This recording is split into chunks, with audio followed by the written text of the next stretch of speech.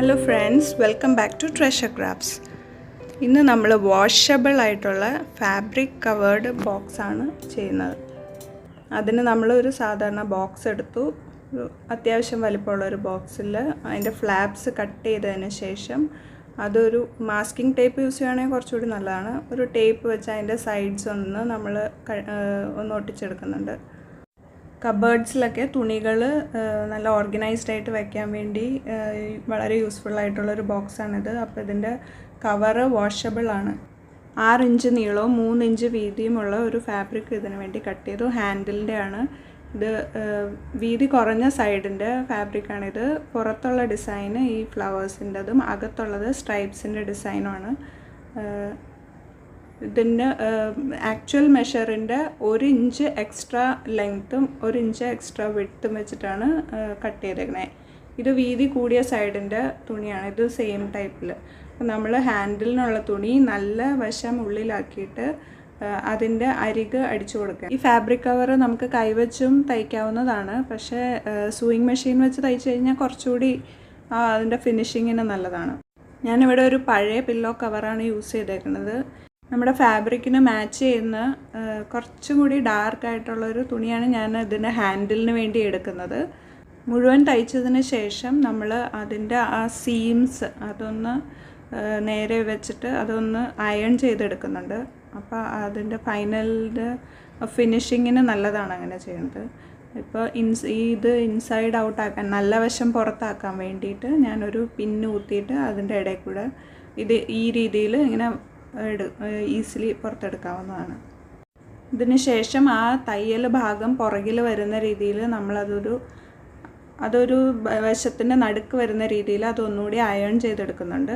പിന്നെ ഒരു 1/2 ഇഞ്ച് വീതം 2 സൈഡിൽ നിന്നും മടക്കി അയൺ ചെയ്തെടുക്കുന്നുണ്ട്.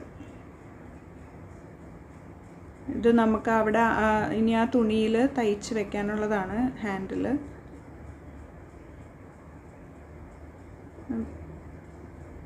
അത് മടക്കി തേച്ച് കഴിയുമ്പോൾ അതങ്ങനെ തന്നെ ഇരിക്കും. എന്നിട്ട് ഇനി നമ്മൾ ആ ഫ്രണ്ടിൽ വരുന്നത് വീതി കുറഞ്ഞ സൈഡായിരിക്കുമല്ലോ. അപ്പോൾ ആ വീതി കുറഞ്ഞതിൻ്റെ പുറത്തത്തെ ഒരു തുണി എടുത്തിട്ട് അതിൽ നമ്മൾ ഏകദേശം ഒരു പൊസിഷൻ മാർക്ക് ചെയ്ത് നമ്മളിതിൻ്റെ ലെങ്ത്തും കൂടി നോക്കിയിട്ട് ആ ലെങ്ത്തിനേലും ഒരു കുറച്ച് കുറവായിട്ട് ചെയ്യണമായിരിക്കും നല്ലത്.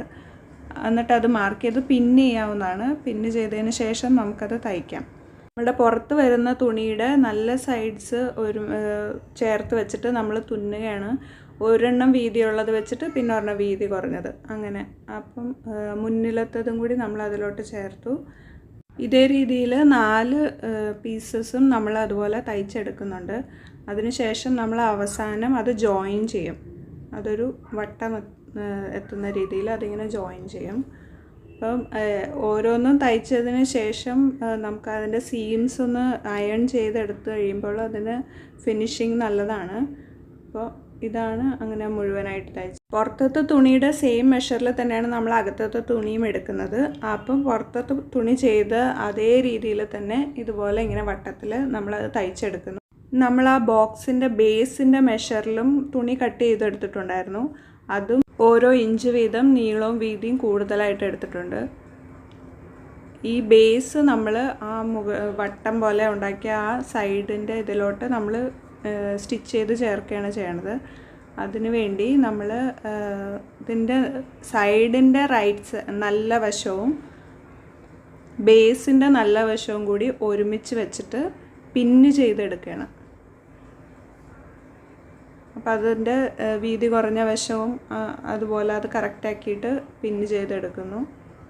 അതിനുശേഷം നമ്മളത് തയ്ച്ചെടുക്കുന്നുണ്ട്. പുറത്തത്തെ ഭാഗം നമ്മൾ മുഴുവനായിട്ട് തയ്ക്കുന്നുണ്ട്.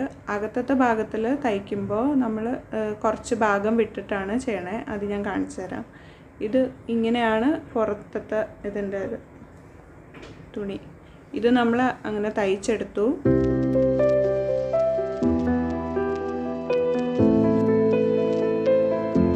നമ്മളതിൻ്റെ എഡ്ജസ് ഒന്ന് കട്ട് ചെയ്തെടുക്കുന്നുണ്ട്. ഒത്തിരി ചേർത്ത് കട്ട് ചെയ്യരുത്, ഇച്ചിരി സ്പേസ് വിട്ടിട്ട്.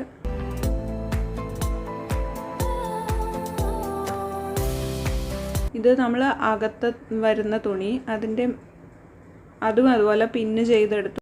ഇവിടെ നമ്മൾ വീതി കൂടിയ ഒരു സൈഡും അതിൻ്റെ കുറച്ച് ആ സൈഡിലോട്ട് വീതി കുറഞ്ഞ ഒരു സൈഡിൻ്റെ കുറച്ച് ഭാഗവും കൂടി കൂട്ടി നമ്മളത് തയ്ക്കാതിരിക്കുന്നുണ്ട്. അത് വിട്ടിട്ടുള്ള സ്ഥലമാണ് തയ്ക്കുന്നത്. അപ്പോൾ നമ്മൾ അത് ആ വിട്ട ഭാഗം നമ്മളൊന്ന് മടക്കി അടിക്കുന്നുണ്ട്. ഇത് നമ്മളൊരു ഓപ്പണിംഗ് ആയിട്ടിരിക്കും.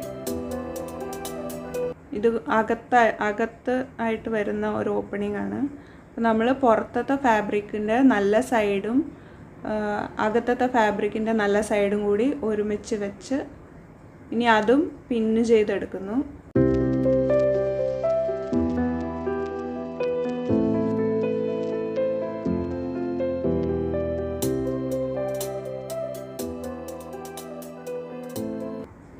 പുറത്തെ ഫാബ്രിക്കിൽ വീതി കുറഞ്ഞ സൈഡും അകത്തെ ഫാബ്രിക്കിൽ വീതി കുറഞ്ഞ സൈഡും ഒരുമിച്ച് ചേർത്ത് വയ്ക്കുക.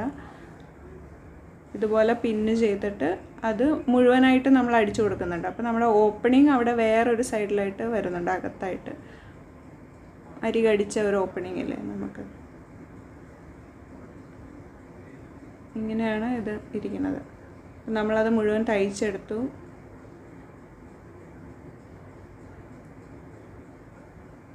ഇതിൻ്റെ എല്ലാം സീംസ് ഇടയ്ക്കൊന്ന് തേച്ച് കൊടുക്കുന്നത് നല്ലതാണ്. അപ്പം അതിൻ്റെ ഒരു ഫിനിഷിങ്. ഇത് മുകൾ ഭാഗത്തായിട്ട് നമ്മുടെ ഹാൻഡിലിൻ്റെ മുകളിൻ്റെ ആ ഒരു ഭാഗം നമ്മളൊന്ന് ഇങ്ങനെ അടുപ്പിച്ച് വെച്ചിട്ടൊന്ന് അടിച്ചു കൊടുക്കുന്നുണ്ട്. അപ്പം നല്ല അതിൻ്റെ എഡ്ജ് നല്ലതായിട്ടിരിക്കാൻ വേണ്ടിയാണ്. താഴെ ഭാഗത്തും കുറച്ച് അങ്ങനെ ചെയ്യുന്നുണ്ട്. ഇത് പ്രസ് ബട്ടൺ ആണ്. ഞാൻ ഇവിടെ നമ്മൾക്കൊരു ഓപ്പണിംഗ് ഉണ്ടല്ലോ, നമ്മുടെ ബോക്സ് കയറ്റാൻ വേണ്ടിയുള്ള ഒരു ഓപ്പണിംഗ് ആണ്. അത് ഒരു 4 പ്രസ് ബട്ടൺ വെച്ചിട്ട് ചെയ്യുന്നുണ്ട്. പ്രസ് ബട്ടൺ തയ്ച്ച് പിടിപ്പിച്ചു. പ്രസ് ബട്ടണിൻ്റെ ഒരു ഭാഗം ആദ്യമേ തയ്ച്ചിട്ട് പിന്നീട് ബോക്സിൻ്റെ ഉള്ളിൽ കയറ്റിയിട്ട് അത് എന്തോരം മെഷർ വേണം എന്നുള്ള രീതിയിൽ നോക്കിയിട്ട് പിന്നെ മറ്റേ സൈഡ് അതിൽ തയ്ച്ച് പിടിപ്പിച്ചാലും കറക്റ്റായിരിക്കും. അപ്പം നമ്മൾ ബോക്സിലോട്ട് കയറ്റുന്ന സമയത്ത് നമ്മൾ ഏറ്റവും വീതി കുറഞ്ഞ സൈഡിൽ കൂടെയാണ് കയറ്റുന്നത്. ഇത് കയറ്റി എടുത്തിട്ട് പിന്നെ തിരിച്ച് എടുത്ത് അതങ്ങനെ കറക്റ്റാക്കി വയ്ക്കാം. ഇങ്ങനെ നമ്മൾ ബോക്സ് ഉള്ളിൽ കയറ്റി അതിനുശേഷം നമ്മൾ ആ പ്രസ് ബട്ടണിൻ്റെ അത് മെഷർ നോക്കിയിട്ട് അത് കറക്റ്റ് ആക്കിയിട്ട് തയ്ക്കാവുന്നതാണ് അതിൻ്റെ മറ്റേ വശം. ചാനൽ ഇതുവരെ സബ്സ്ക്രൈബ് ചെയ്തിട്ടില്ലാത്തവർ സബ്സ്ക്രൈബ് ചെയ്ത് ബെൽ ഐക്കണിൽ പ്രസ് ചെയ്ത് ഓൾ എന്നുള്ള ഓപ്ഷൻ എടുത്തു കഴിഞ്ഞാൽ എൻ്റെ എല്ലാ വീഡിയോസിൻ്റെ അപ്ഡേറ്റ്സ് നിങ്ങൾക്ക് കിട്ടുന്നതായിരിക്കും. വീഡിയോ പറ്റിയുള്ള അഭിപ്രായങ്ങൾ കമൻറ്റ് ബോക്സിൽ ഇടാൻ മറക്കരുത്.